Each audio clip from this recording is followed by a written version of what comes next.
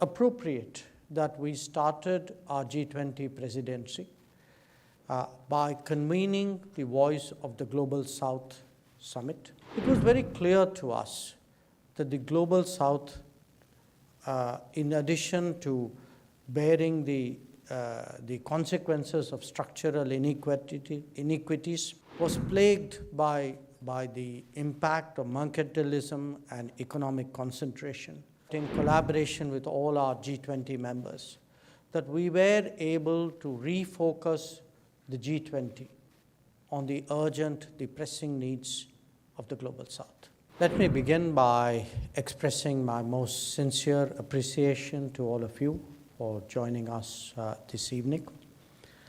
Your presence means a lot to us. It also expresses the sentiments that you feel for India and underlines the importance of South-South cooperation.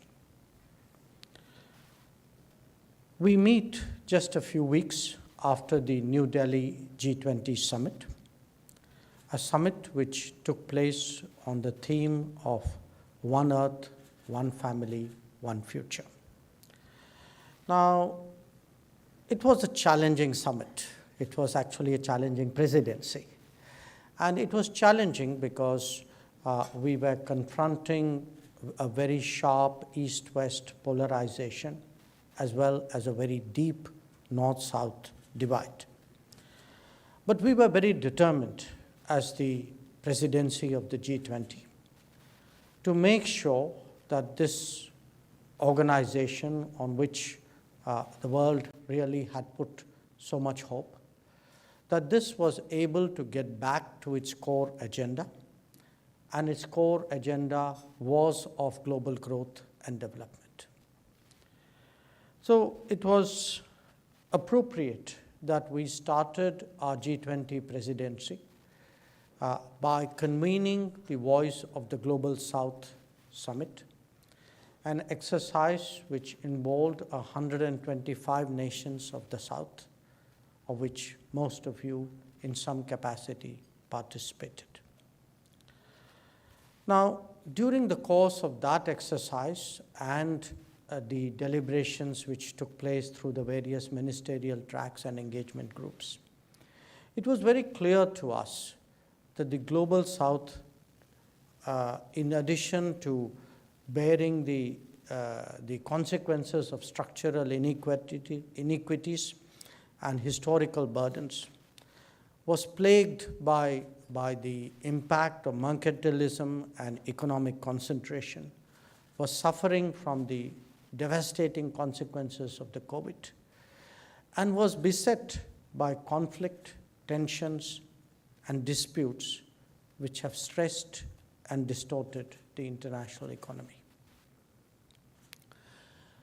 With each passing day, in fact, it has become clearer to us that today geopolitical calculations and geopolitical contests are impacting very basic requirements of many countries, including their affordable access to food, to fertilizers, and to energy. It was therefore for us a particularly onerous responsibility to make sure that in collaboration with all our G20 members, that we were able to refocus the G20 on the urgent, the pressing needs of the Global South. And this was reflected, to my mind, in 8 key outcomes of the New Delhi G20 summit.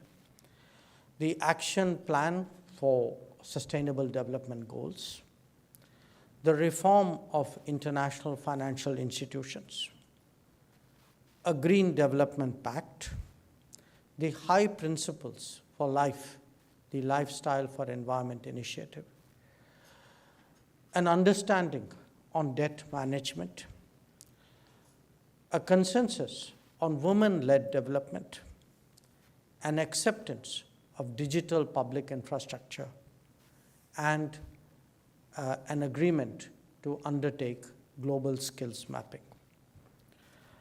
We do believe that the New Delhi summit of the G20 has in many ways laid the foundation for the international community really to look at its development prospects, hopefully with greater optimism, certainly in our expectation with more resources, and that the decade ahead would allow us really to overcome the challenges that we have all experienced over the last few years.